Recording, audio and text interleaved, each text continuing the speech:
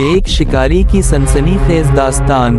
वो शिकारी जो आदमखोर दरिंदों से लड़ता है, वो दरिंदे जो इंसानों का गोश्त नोचते हैं। जंगल में हर कदम मौत के साए तले रखा जाता है और ये शिकारी खतरे को ललकारता है। पेश है आदमखोर दरिंदों के खिलाफ शिकारी की जंग।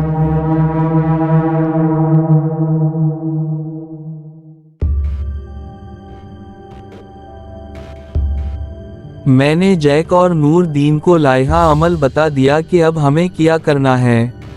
इस दौरान वहां मौजूद फौजी एक बार भी हमारे पास न आए और न ही ये पूछने की जहमत की कि आदमखोर शैरनियों से कैसे निपटना है। रात जब हम सो रहे थे तो मुझे शहर की मध्यम सी धार सुनाई दी जो कहीं दूर से आ रही थी। मैं फौरन उठ खड़ा हुआ। मैंने जैक और नूरदीन को जगाना मुनासिब न समझा और खुद ही ऊपर वाली मंजिल पर जाकर जिस सिमत से आवाज आई थी उस कमरे में दाखिल होकर खिड़की खोली और इस तरफ देखने लगा। मध्यम शफ्फाफ चांदनी चारों तरफ फैली हुई थी जिसमें दूर दूर तक का मंजर साफ दिखाई दे रहा था। मेरी निगाहों के सामने ताहत नजर खौफनाक और डरावना जंगल फैला हुआ था जिसके बारे में मैंने अब तक सिर्फ सुना था, कभी देखा नहीं था। मेरे दिल में ख्वाहिश थी कि कभी इस जंगल को अपनी आंखों से देखूं, मगर ये ख्वाहिश इतनी जल्दी पूरी हो जाएगी मैंने कभी सोचा ना था। इस जंगल के बारे में जो कहानियां मैंने सुनी थीं, अगर आप भी दिल गुर्दे वाले शिकारी होते तो यहाँ आने की ख्वाहिश ज़रूर करते। शहर की धार दोबारा सुनाई दी तो मैं समझ गया कि ये शहर नहीं, वही आदमखोर शैरनी है। मैं फौरन राइफल और टॉर्च लेकर बंगले से बाहर आ गया और दाखिली दरवाजे के करीब खड़े होकर आवाज़ का इंतज़ार करने लगा, मगर इसके बाद कोई आवाज़ न सुनाई दी। काफ़ी देर खड़ा रहने के बाद मैं वापस आ गया। मेरे अंदाजे के मुताबिक शैरनी वापस जा चुकी थी क्योंकि आवाज़ का मंबा 2 से 3 मील दूर था। मैंने राइफल और टार्चा एक तरफ रखी और दोबारा सो गया।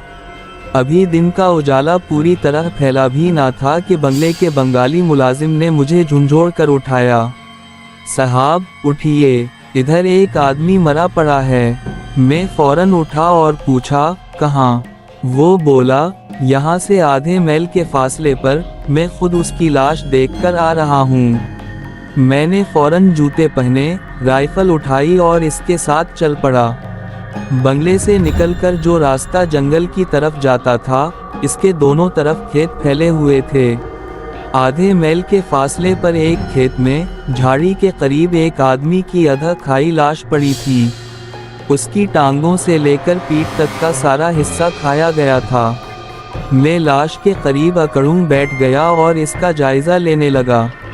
वहाँ शीर के पंजों के निशान भी मौजूद थे। गौर से देखने पर मालूम हुआ कि ये 2 शैरनियों के निशान थे जो लाश के गर्द घूमकर वापस जंगल की तरफ चली गई थी। कुछ और निशान भी थे जिनसे पता चलता था कि शेरनियाँ उसे कहीं और से घसीट कर यहाँ लाई थीं, जी भर के खाया और बाकी छोड़कर वापस चली गईं। मैंने शमन से पूछा, तुम्हें इस लाश का कैसे पता चला? क्या तुम उसे पहचानते हो? वो बोला, मैं रोज सुबह जाला भादिया से दूध लेने जाता हूँ। आज भी जा रहा था तो मेरी नज़र लाश पर पड़ी। मैं गोरे साहब के पास जाने के बजाय आपके पास आया क्योंकि आप बहुत अच्छे हैं, अपने मुलाजिमों से अच्छा सलूक करते हैं। मैंने कहा, जैक भी अच्छा इंसान है, सब एक जैसे नहीं होते। खैर ये बताओ, क्या तुम इस आदमी को पहचानते हो? वो बोला, जी ये जाला भादिया का ही रहने वाला है, मैंने इसे यहाँ देखा था। मैंने कहा, ठीक है, तुम जाओ और इसके घर वालों को खबर दो, मैं यहाँ बैठता हूँ। शमन चला गया और मैं लाश के करीब एक पत्थर पर बैठ गया। मुझे यकीन था कि शेरनियाँ रात को दोबारा ज़रूर आएंगी, तब उन पर गोली चलाई जा सकती है, मगर इंसानियत के नाते मैंने पहले इसके घर वालों को इत्तिला देना बेहतर समझा। इतने में जैक और नूरदीन भी वहां आ गए। जैक बोला, हम तुम्हें घर में ढूंढ रहे थे। तुम्हें इस लाश के बारे में कैसे पता चला? मैंने इन्हें सारी बात बता दी।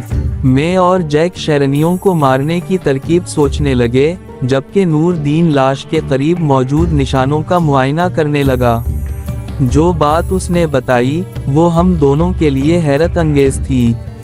उसने बताया कि दोनों शेरनियों के पंजों के निशान तकरीबन एक जैसे हैं, उनमें मामूली फर्क भी नहीं। उसी दौरान शमन कुछ लोगों के साथ वापस आ गया। उनमें एक बूढ़ी औरत थी जो मुसलसल रो रही थी। हमें अंदाजा हो गया कि ये मकतूल की माँ है। एक और औरत भी साथ थी, गालिबन उसकी बीवी। जब इन दोनों ने लाश की हालत देखी तो आह पुकार शुरू कर दी। बड़ी मुश्किल से इन्हें लाश से अलग किया गया।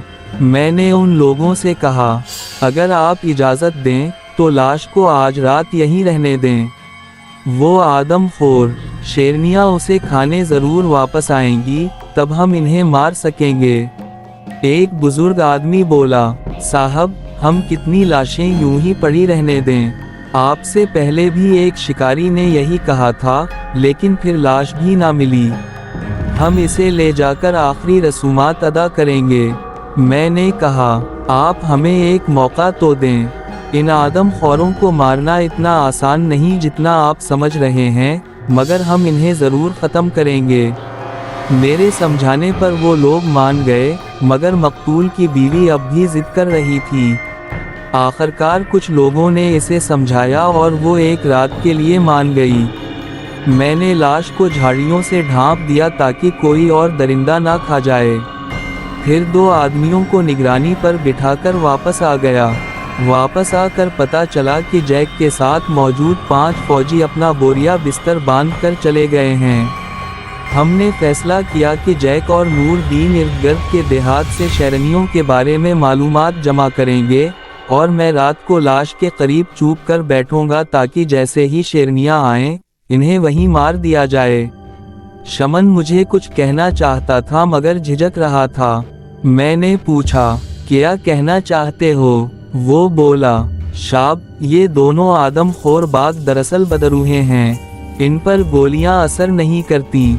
मैंने हंसते हुए पूछा, तुम्हें कैसे पता? वो बोला, मैंने एक शिकारी को उन पर गोलियां चलाते देखा था, मगर एक भी गोली नहीं लगी। मैंने कहा, मुझे तुम्हारी बात पर यकीन है शमन। वो बदरूहें होंगी, मगर अब तुम अपनी आंखों से देखोगे कि गोलियां कैसे लगती हैं, और मैं उनकी लाशों को गलियों में घसीट कर ले जाऊंगा। मेरी बात सुनकर वो खामोश हो गया और चला गया। दोपहर के बाद जैक और नूरदीन वापस आ गए। शिकारी के लिए ज़रूरी होता है कि वो पहले इलाके का जायज़ा ले, आदमखोर के रास्ते पहचाने, इसकी बैठक और खाने की जगह जाने, निशानात को परखे और तब जाकर शिकार करे। सबसे बड़ी मुश्किल ये थी कि इस इलाके के लोग खौफज़दा थे और हमारा साथ देने को तैयार नहीं थे। जैक और नूरदीन को भी कोई अच्छी बात सुनने को ना मिली। कुछ लोग तो इन शेरनियों को माफूक अलफतरत मखलूक समझते थे। खैर, ये मुआमलात बाद के थे। अगर वो शेरनियाँ रात को बची हुई लाश खाने आ जाती तो मैं उनमें से एक को ज़रूर मार सकता था। मगरिब से पहले मैंने अपनी ज़रूरी चीज़ें उठाईं और लाश के मकाम पर चला गया। दोनों आदमी वहीं बैठे हुए थे, मगर इस कदर डरे सहमे हुए थे जैसे इन्होंने शेरनियों को देख लिया हो। मैंने पूछा, क्या हुआ? इस कदर खौफज़दा क्यों हो? वो बोले, साहब, हमें लगा आप नहीं आएंगे और शेरनियाँ हमें खा जाएंगी। मैंने इन्हें तसल्ली दी और कहा, शेरनियाँ दिन में इधर नहीं आतीं, वो सिर्फ रात को आती हैं। तुम लाश को साफ करके यहाँ से चले जाओ। फिर हम तीनों ने लाश पर रखी टहनियाँ हटा दीं। मैं इन्हें कुछ दूर तक छोड़ने गया क्योंकि वो अकेले जाने से डर रहे थे। वापस आकर मैं एक मुनासिब जगह तलाश करने लगा जहां बैठकर लाश पर नज़र रखी जा सके, मगर वो जगह मैदानी थी। कहीं भी ऐसा मकाम नज़र नहीं आ रहा था जहां मैं छपकर बैठ सकूं और महफूज तरीके से निशाना लगा सकूं। हाँ, एक छोटा सा दरख्त ज़रूर था जिससे टेक लगाकर बैठा जा सकता था। लिहाजा मैंने अपना सामान उठाया और इस दरख्त के नीचे जा बैठा।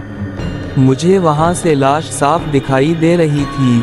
मेरी पिछली जानिब मिट्टी का एक उभार था जिससे मेरी पुश्त कुछ हद तक महफूज थी। दूर से मैं नज़र नहीं आता था, लेकिन करीब आने पर मेरा सर दिखाई देता।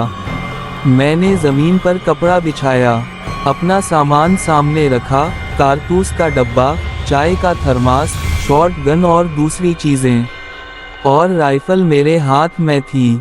सूरज डूबते ही अंधेरा फैल गया। चूंकि जंगल यहाँ से कुछ फासले पर था, जानवरों की आवाज़ें साफ सुनाई दे रही थीं। दूर कहीं जाला भादियाँ गाँव की मध्यम रोशनियाँ चमक रही थीं। इन आदम खौरों को मारने का मेरा ये कदम शायद अहमकाना समझा जाए, क्योंकि आम तौर पर इस किस्म के खतरनाक दरिंदों को मारने के लिए किसी दरख्त पर मचान बनाई जाती है, और अगर मैदान हो तो एक मददगार का साथ होना भी ज़रूरी होता है जो आपकी पुश्त की हिफाजत कर सके। मुझे बार बार एहसास हो रहा था कि जैक या नूर दीन को मेरे साथ होना चाहिए था।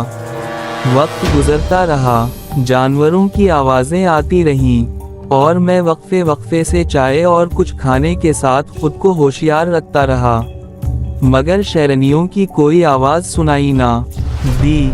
तभी बंगले की तरफ से आने वाले रास्ते पर मुझे एक मध्यम सा साया नजर आया जो मेरी तरफ आ रहा था। मैंने फौरन राइफल इस तरफ कर ली और इंतज़ार करने लगा कि देखूं आने वाला कौन है। मुझे अंदाज़ा हो गया था कि ये कोई इंसान है, मगर कौन, ये देखना बाकी था। जब वो मुझसे कुछ फासले पर रह गया तो मैंने टॉर्च जलाकर इस पर रोशनी डाली। तब देखा वो कोई और नहीं, नूर दीन था। चंद लम्हों बाद वो मेरे पास आ बैठा। मैंने पूछा, क्या हुआ? इस तरह आने की क्या ज़रूरत थी? नींद नहीं आ रही थी। नूर दीन बोला, जब से तुम यहाँ आए हो मुझे बेचैनी हो रही थी। मैं सोच रहा था कि वहाँ तो कोई दरख्त, चट्टान या महफूज जगह भी नहीं। कहीं ऐसा ना हो कि आदम खोर पीछे से तुम पर हमला कर दे। उसी लिए मैं यहाँ आ गया। मैंने उसके जज्बे को सराहा कि इसे मेरा ख्याल था। हम दोनों सारी रात वहीं बैठे रहे, बातें करते रहे, मगर शैरनियों ने आना था ना आइन। जैसे ही सूरज की पहली किरण निकली, हम उठ खड़े हुए और लाश को दोबारा झाड़ियों और लकड़ियों से ढांप दिया। हमारा इरादा था कि मकतूल के घर वालों को इत्तिला दे दें ताकि वो लाश को ले जा सकें। हम अपना सामान समेटने लगे, तभी नूर दीन की नज़र मिट्टी के उभार के उस पार गई और वो अकड़ूं बैठकर ज़मीन पर कुछ देखने लगा। फिर इसने मुझे आवाज़ दी। मैं भी इसकी तरफ गया। इसने इशारे से शैरनी के निशान दिखाए। वहाँ एक नहीं, कई पंजों के निशान थे जो जंगल से आकर एक चक्कर काटते हुए लाश तक पहुँचे थे। इसका मतलब था शेरनियाँ हमें देख चुकी थीं, मगर आगे आने के बजाय वो मेरे पीछे खड़ी रहीं। बहुत यार और मकार थी वो, मुझे खबर तक ना हुई। चाहती तो मुझ पर हमला कर सकती थी। ये तो अच्छा हुआ कि नूर दीन आ गया, वरना नतीजा कुछ और होता। हम नाश्ता कर रहे थे, तभी दो पुजारी वहां आ गए। इन्होंने बताया कि मंदिर के पास शैरनियों ने 2 पुजारियों को मार दिया है। हम फौरन वहां पहुंचे। ये मंदिर चौकोर था जिसके चारों तरफ 10-10 सीढ़ियां थीं और दरमियान में मूर्ति रखी हुई थी। कानामारी की तरफ से आने वाले रास्ते पर 2 पुजारियों की बरहना लाशें पड़ी थीं। एक लाश का सिर्फ सर और एक बाजू बाकी था, जबकि दूसरी लाश को टांगों तक खा लिया गया था। हमने अतराफ में मौजूद लोगों से पूछा तो एक शख्स ने बताया, हम तीनों कानामारी से मंदिर की तरफ आ रहे थे कि अचानक झाड़ियों के पार शहर की धार सुनाई दी। मैं फौरन एक दरख्त पर चढ़ गया, मगर वो दोनों इधर उधर देखने लगे। उसी लम्हे वही आदम खोर शेरनियाँ सामने आ गईं और इन्होंने दोनों पर हमला कर दिया। मैं दरख्त पर चढ़ा, थर थर कांप रहा था, जब तक वो शेरनियाँ वहाँ से गई नहीं। मैं नीचे ना उतरा। उनके जाने के बाद ही मैं नीचे आ सका और आप लोगों को खबर दी।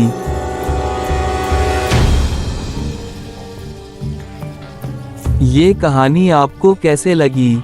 अच्छी लगी तो वीडियो को लाइक और चैनल को सब्सक्राइब करें और बेल आइकन भी दबा दें ताकि नई वीडियोस आप तक फौरन पहुंचें। मिलते हैं अगली वीडियो में, तब तक के लिए हमें दें इजाज़त। अल्लाह हाफिज़।